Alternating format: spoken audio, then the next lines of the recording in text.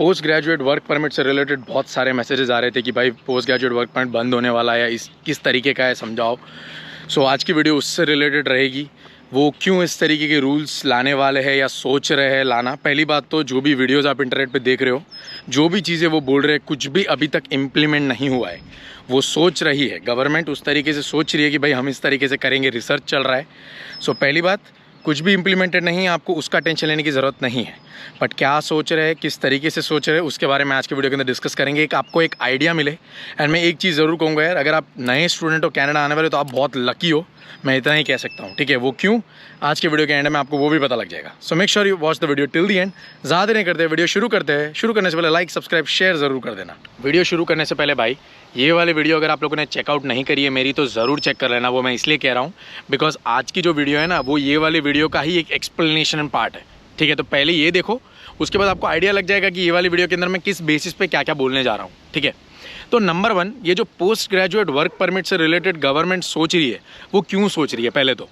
ठीक है, वो ऐसा नहीं बोल रही है कि पोस्ट ग्रेजुएट वर्क परमिट हम बंद ही कर देंगे सब लोगों के लिए। वो कुछ कोर्सेज के लिए बंद करने के बारे में सोच रहे हैं। वो क्यों सोच रहे हैं, बिकॉज देखो, मैं आपको मेंटालिटी पकड़ रहा है। अभी यहाँ की गवर्नमेंट ना थोड़ी स्मार्ट हो गई है, मैं ये कह सकता हूँ, पहले नहीं थी, अब हो गई है। वो क्या कर रहे हैं, आपकी दुखती नस को पकड़ के दबा रहे हैं। वो इतना ही कर रहे हैं बिकॉज दे नो कि अपने जो पब्लिक आती है यहाँ पे, पॉपुलेशन कनाडा में सबसे ज़्यादा कहाँ से आता है, या कनाडा में इमिग्रेंट्स जो आते हैं वो सबसे ज़्यादा कहाँ से आते हैं, इंडिया नंबर 1 पे है, उसके बाद चाइना एंड ऑल, लाइक बहुत सारी लिस्ट है। सो इस तरीके का है। सो नंबर 1 वो जो ऊपर बैठे हुए हैं ना, वो उन्हीं की दुखती नस पे दबाने वाले हैं। कैसे, मैं आप लोगों को बताता हूँ।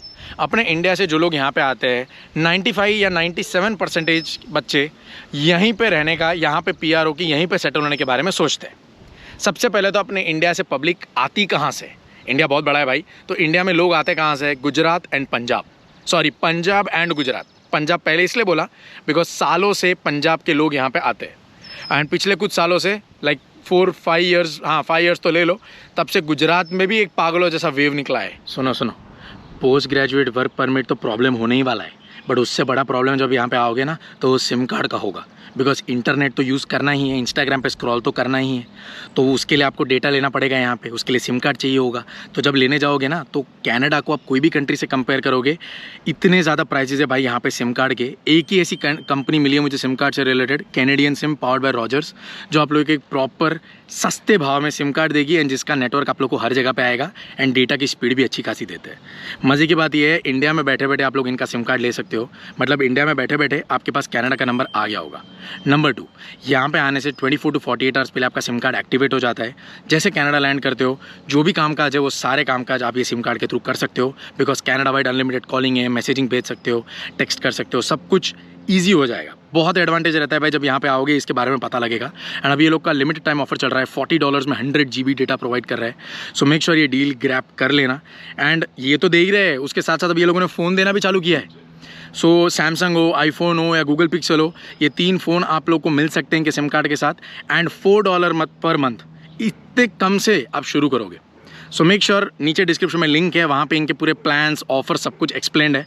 सो जाना, चेकआउट करना, एक आइडिया मिलेगा आप लोगों को किस तरीके का यहाँ पे मार्केट चल रहा है। दूसरी कंपनियों का जाके चेक करो तो आपको एक पता लगेगा कि भाई ये कितना कम आपको दे रहे हैं as compare to that of दूसरी कंपनीज। एंड दूसरे कहाँ से आते हैं, साउथ इंडियंस, दिल्ली बॉम्बे के लोग आते हैं, बट ये बहुत छोटे छोटे प्रपोर्शन में है। ठीक है, इतना बड़ा मेजॉरिटी चंक नहीं है, मेन चंक तो पंजाबी एंड गुजराती का ही है।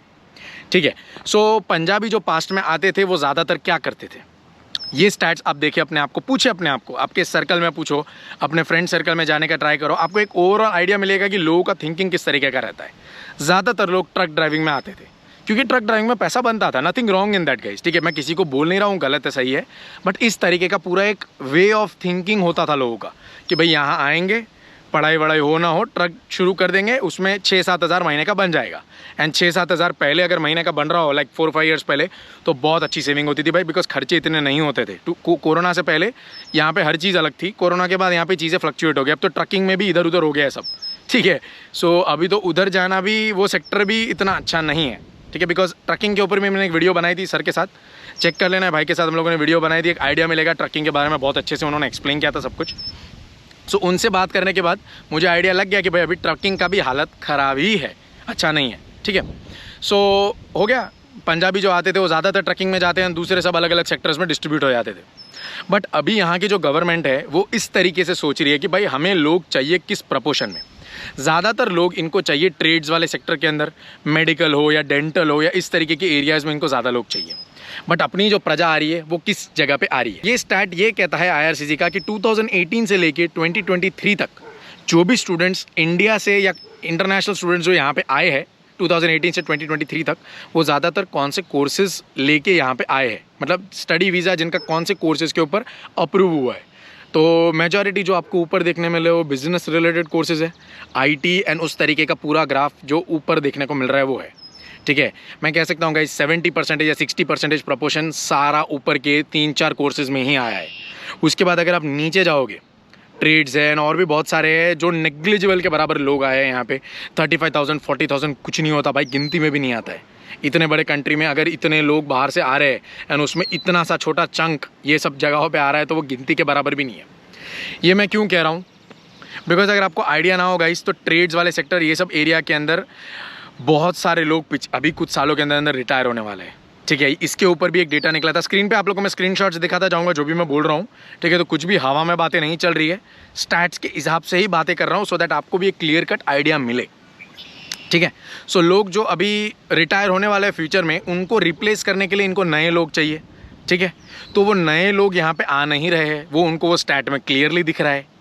ठीक है, आई डोंट नो पिछले 2 सालों से गवर्नमेंट क्या कर रही थी, सो रहे थे या जाग रहे थे भगवान ही जानता है, बट अभी सडनली वो जाग गए हैं।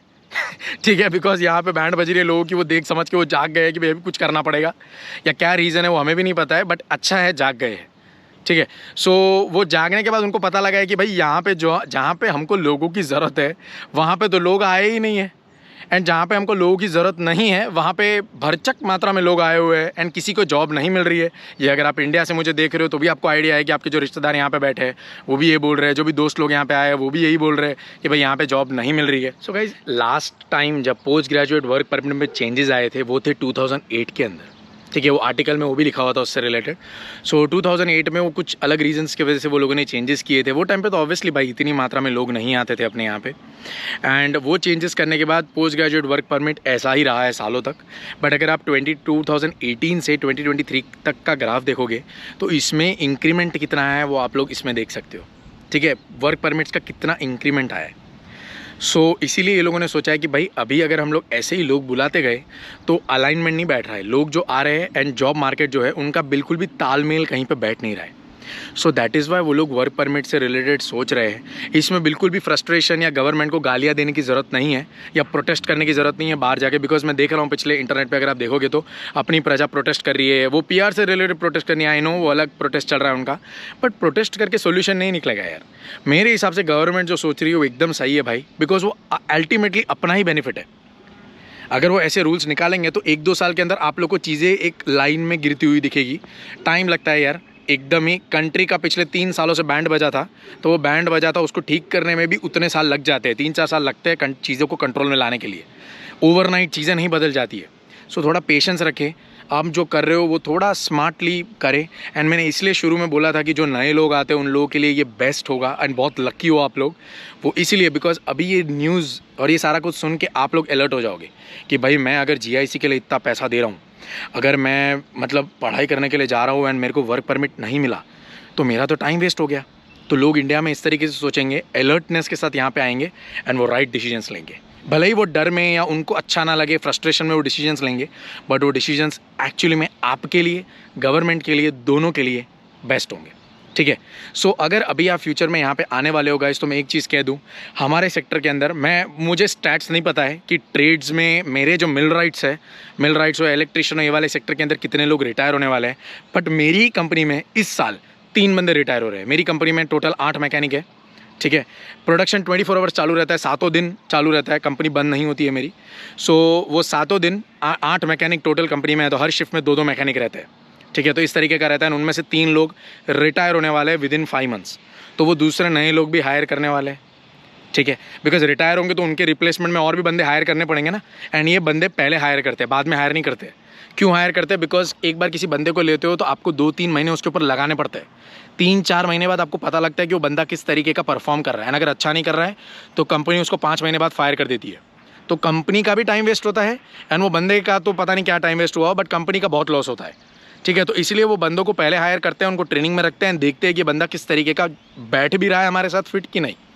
सो मैं ये इसलिए कह रहा हूँ गाइस कि मेरी जो सेक्टर है इसमें डिमांड है। I don't know about other places. मैं लोग बोलते हैं जॉब की हायरिंग नहीं है। मेरे को लास्ट वीक मैंने अपनी पिछली वाली वीडियो में इसके बारे में बोला था कि मेरे को 3 जगहों से जॉब ऑफर आई थी। ये बात अलग है कि मुझे कोई इंटरेस्ट नहीं है यहाँ पे GTA में रहने का, सो आई डिडंट अप्रोच या मैंने कुछ बोला नहीं। अभी तो यही कंपनी में हूँ। एक बार मेरा कोई और कंपनी में कहीं और होता है GTA के दूर दूर दूर कहीं पे, तो मैं कंसिडरेशन में ले सकता हूँ। सो इस तरीके का कामकाज है। दूसरे सेक्टर्स में मेरी सिस्टर IT में है, आई नो IT का किस तरीके का कामकाज है। मैं कुछ नहीं बोलूँगा भाई अच्छा है बुरा है, ठीक है, जॉब नहीं मिल रही, इस तरीके का कामकाज है। उसके अलावा जो दूसरे सेक्टर्स है, बिजनेस रिलेटेड हो या कुछ स्पेसिफिक सेक्टर्स है भाई, आर्ट्स एंड ये सब में तो ना ही है। स्क्रीन पे आपको कुछ सेक्टर्स दिखा दूंगा, इनमें तो गलती से भी पैर मत रखना भाई, ठीक है, वरना यहाँ पे आपका GIC तो गया, उसके अलावा टाइम भी जाएगा, वर्क परमिट नहीं मिलेगा। बिकॉज मैं 101% श्योर हूँ गाइस, अगर ये लोग आपको इस तरीके का इन्फॉर्मेशन अभी से प्रोवाइड कर रहे हैं तो कुछ महीनों के बाद जो कोर्सेज ये लोगों ने बोले थे वो कोर्सेज के ऊपर आपको वर्क परमिट मिलना बंद हो जाएंगे। सो इट इज़ बेटर कि इन्होंने अगर आपको एक लाइट दिया है, कि एक फ्लैश लाइट मारा है कि भाई देख ले ये काम मत करना, तो थोड़ा अलर्ट रहो, सोच समझ के वो चीज़ों में मत आओ, अलग चीज़ें लो जहाँ पे इनको ज़रूरत है। एंड अगर आपको इतना डाउट है ना तो क्या करो, वेबसाइट्स के बारे में पढ़ो, इंटरनेट पे जाके अलग अलग जगहों पे स्टैट्स देखो, लोगों से कोशिश करो जो एक एक्सपीरियंस लेवल पे लोग होते हैं उनसे बात करने का कि भाई किस तरीके का गेम चल रहा है यहाँ पे सारा, तो आप लोग को आइडिया मिले। सो यही था भाई मुझे कहना आज की वीडियो के अंदर, main post graduate work permit से रिलेटेड आइडिया मैंने आप लोग को दिया। I don't want to scare anyone, मैं किसी को डराने के लिए वीडियोज़ नहीं बना रहा हूँ, जस्ट एक इन्फॉर्मेशन है कि भाई इस तरीके का वो लोग सोच रहे हैं, आपके भले, हमारे भले, गवर्नमेंट के भले, सबके भले के लिए ये चीज़ें सोची जा रही है। सो ऐसा था भाई, कैसा लगा मुझे ज़रूर कमेंट सेक्शन में कमेंट करके बताना। कमेंट में मुझे आप बताओ कि गवर्नमेंट जो डिसीजंस ले रही है वो सही भी ले रही है कि नहीं, सो दैट हम लोग एक दूसरे के साथ बातचीत कर सकें, समझ सकें कि भाई ऐसा है कि नहीं है। बाकी फिर हम लोग मिलते हैं अगली वीडियो में, तब तक के लिए बाय बाय।